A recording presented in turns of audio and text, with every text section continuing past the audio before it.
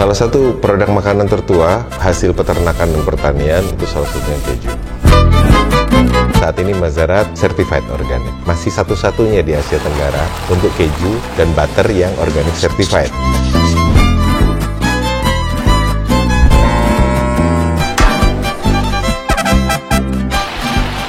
Saya Jamie dari Mazarat Artisan Cheese. Kami berproduksi keju di Jangkringan kaki Gunung Merapi, Yogyakarta. Sudah banyak diketahui oleh orang, kami ini kan bikin keju awalnya untuk kebutuhan anak yang memiliki kebutuhan khusus terhadap produk fermentasi yang jarang kami temukan di Indonesia. Jadi mau nggak mau bikin sendiri. Sejak tahun 2011 kami mulai reguler saat anak pertama kami lahir, dan 2015 kami secara tidak sengaja produk kami sampai di pop-up market lah, pasar organik Kamisan di Jogja. Saat itu belum ada kepikiran akan komersial, saat itu bahkan belum ada brand, Mas. Lalu kami mulai start jualan di pasar organik tersebut dari jam 10 pagi sampai jam 1 siang tiap hari Kamis, buka meja kecil untuk produk kami, jualan pertama kali di sana. Di jualan mungkin jualan kelima ke-6 lah. Saat kendaraan kami nyampe di pasar organik tersebut, kemudian para pengunjung yang ada di pasar organik tersebut tampak exciting. Yeay, Mazarat datang. Di titik itulah kami paham bahwa teman-teman yang jadi customer di pasar organik itu mostly memiliki kebutuhan terhadap produk yang jelas asal-usul bahan bakunya dan jelas cara pemrosesannya. Saya dan istri saya kemudian bertetapan untuk oke lah, kita jadi salah satu pilihan untuk teman-teman yang memiliki kebutuhan ini.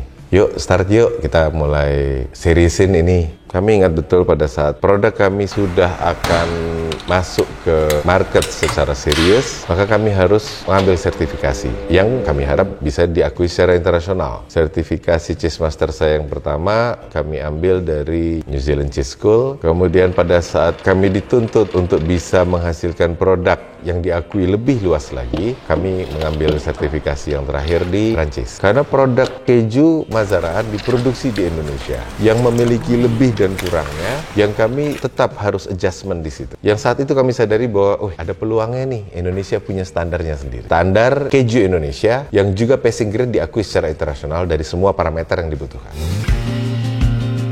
Salah satu produk makanan tertua hasil peternakan dan pertanian itu salah satunya keju. Mungkin kita berbicara tentang perbedaan antara keju proses dengan keju natural. Kami memproduksi keju natural yang 98% bahan bakunya adalah susu, fresh milk, yang kami ambil dari lingkungan kami sendiri. Menghasilkan keju natural ada halloumi, ada camembert, ada blue cheese, ada cheddar. Sekitar tahun 1870 ditemukanlah sebuah teknik pengolahan keju natural ini dimix dengan bahan lain non-dairy yang menghasilkan produk yang lebih tahan lama, tidak perlu disimpan di chiller. Yang produk ini juga secara harga lebih murah dan bisa dijangkau oleh orang banyak. Logistiknya mudah karena tidak membutuhkan pendingin. Sedangkan keju natural semua harus disimpan di suhu 0-4 derajat. Di tahun itu terciptalah sebuah produk yang disebut keju proses. Yang di keju proses pun kami zaman dulu kami dibesarkan juga dengan keju proses, karena saat itu di perkotaan adanya keju proses di Indonesia. Kecuali kita main ke daerah. Kalau kita ke Sumatera Utara ada Dalini Horbo. Kalau kita ke Sumatera Barat ada Dadi. Kalau kita ke Sulawesi Selatan, Enrekang, ada Dangke. Yang semuanya adalah keju asli Indonesia. Yang umurnya udah lebih dari 500 tahun yang lalu. Keju natural dari daerah mungkin agak susah ditransport ke kota. Yang itu juga salah satu alasan kenapa kami membuat keju natural itu sendiri. Saking sulitnya didapatkan di Indonesia, Mas. Kami ada manifesto, Mas, di Mazarat. Satu, susu tidak ditransport lebih dari 30 km. Yang artinya kurang lebih maksimum 1 jam. Dari perah sudah harus kita produksi. Yang kedua, sapi makan makanan yang memang didesain Tuhan untuk dimakan sapi. Contohnya rumput, hijauan, mostly hijauan. Sapi yang susunya diharapkan menghasilkan susu terbaik. Apalagi yang akan diolah jadi produk turunan keju dan butter, yogurt, dan lain-lain, itu the bestnya adalah makan hijauan. Yang ketiga, sapi sehat. Hygiene penting, bukan steril.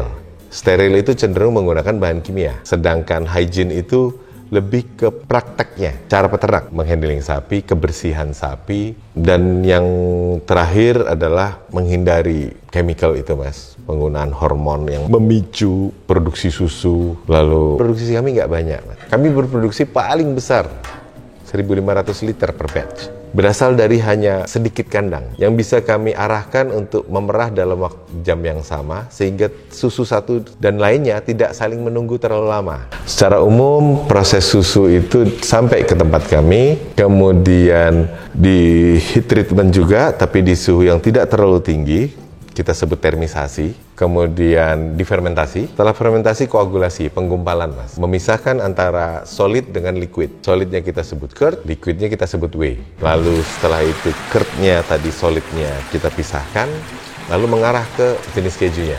Untuk mozzarella di stretching dengan air panas. Untuk halloumi di press, lalu di cooking di suhu 90 derajat. Untuk keju-keju yang di aging lebih dari 60 hari, dia melalui proses pressing dan aging. Aging itu proses pematangan keju, sampai keju itu siap dikonsumsi oleh customer. Secara garis besar, 2000 jenis keju seluruh dunia itu diproses dengan cara yang kurang lebih sama. Saat ini Mazzarat Certified Organic. Masih satu-satunya di Asia Tenggara untuk keju dan butter yang organic certified. Saya sering bilang, kita cheesemaker kalau dapat susu jelek, so hebat-hebatnya, sepinter-pinternya cheesemaker nih, mau lulusan Eropa, mau lulusan mana itu cheesemaker, bisa passing grade standar aja sudah syukur banget mas. Kalau dapat susu yang tidak baik. Sedangkan kalau dapat susu bagus, susu yang murni, apalagi dengan parameter itu tadi, perah tidak lebih dari 1 jam sudah harus langsung diproses, jarak pemerahannya pendek, itu segoblok-gobloknya cheesemaker, jadinya tetap bagus mas. Kita mengandalkan kualitas susu mas. Yang hebat bukan kami, cheesemaker. Yang hebat adalah teman-teman peternak. Karena effortnya yang paling berat ada di peternakan mas. Kami di Mazzarat menggunakan hand glove, mas. Tapi hand glove hanya diizinkan di area packaging. Hand glove tidak diizinkan di area produksi utama, mas. Bukan apa-apa, mas. Satu, bahan baku utama adalah susu yang menyerap apapun yang bersinggungan dengan dia. Mas coba 1 gelas susu, taruh di kulkas, kondisi kebuka. Semua aroma dan flavor dari dalam kulkas itu masuk ke dalam susu, diserap oleh susu. Yang kedua, kami menggunakan panas. Saya akan jelaskan kenapa. Terutama dari perspektif kami, pabrik keju. Pada saat hand glove, latex, apalagi yang menggunakan powder, sampai bersinggungan dengan produk, dia akan mencemari produk. Itu yang pertama. Karena susu tadi absorb dan penggunaan panas, bahan kimia di dalam plastik hand glove ini akan leach, keserap. Memang aman untuk tangan. Hand glove itu aman untuk tangan, tapi tidak aman untuk makanannya. Yang kedua, ini masalah SOP. Kalau orang menggunakan hand glove, dia akan punya perasaan bersih tangannya karena di dalam hand glove. Sehingga pada saat dia memegang peralatan, mengambil sesuatu dari lantai, atau mungkin membersihkan pakaiannya, dia masih punya feel bahwa tangannya itu bersih, sehingga dia langsung pegang makanan. Menyebabkan hand glove ini mencemari makanan. Standar internasional sekarang sudah bergeser, mas. Penggunaan air untuk mencuci, hygiene, itu pembersihan mulai dari siku. Dan pada saat mereka menyentuh sesuatu, di luar penggunaan bahan yang dibutuhkan dalam proses produksi, refleks mereka cuci tangan. Dalam satu proses cuci tangan itu bisa 5-12 kali, mas. Sabunnya pun yang kami gunakan adalah sabun hydrochloride hypo, artinya rendah. Pada saat selesai cuci pakai sabun itu, pembilasannya ini harus sempurna. Kalau enggak, si sabun bisa kena ke produk. Dan itu standar internasional sudah diakui, mas. Kalau tidak, maka kami Mazzarat tidak bisa mendapatkan sertifikasi HACCP, Hazard Analytic Critical Control Point.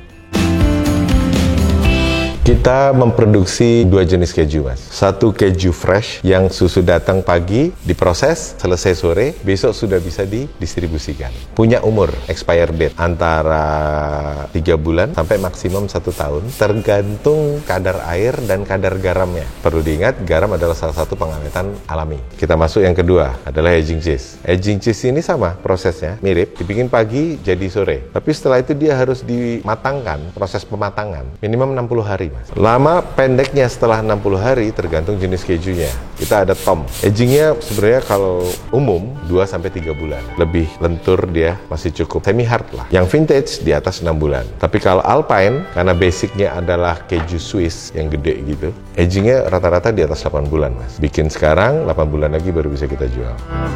Kalau market B2B, kami supply itu untuk Grand Lucky, Jakarta terutama yang di SCBD, lalu Growell, JCH, Jakarta Coffee House, itu juga outlet kita ada di situ. Kalau di Bali di Pepito. Restoran kalau Jakarta mungkin seperti Amus, August, lalu Union Group, seperti Roma, Barluka, Louis, itu rata-rata pakai produk kita. Yang saya tahu untuk bisnis mereka menengah ke atas.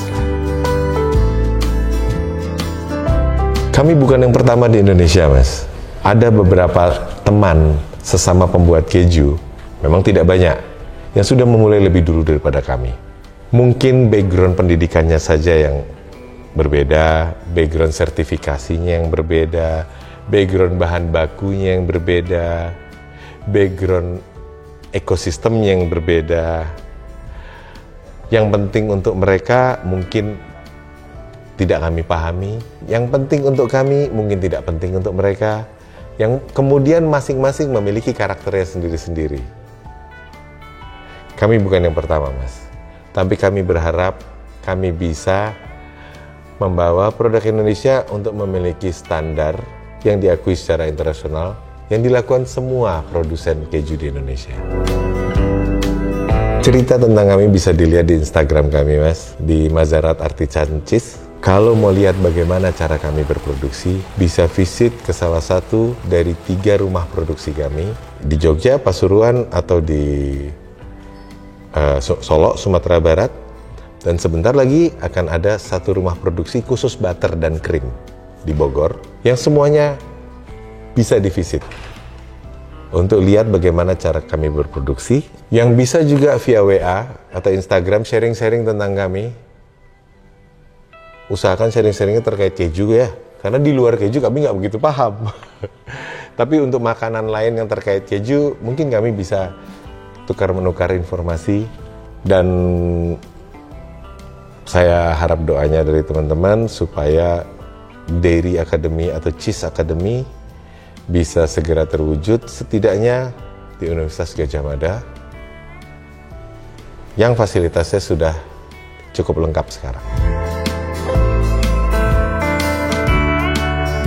Terima kasih sudah menonton video ini, dan subscribe Cap Capung, yang kita harapkan bisa saling berbagi informasi dan pengetahuan.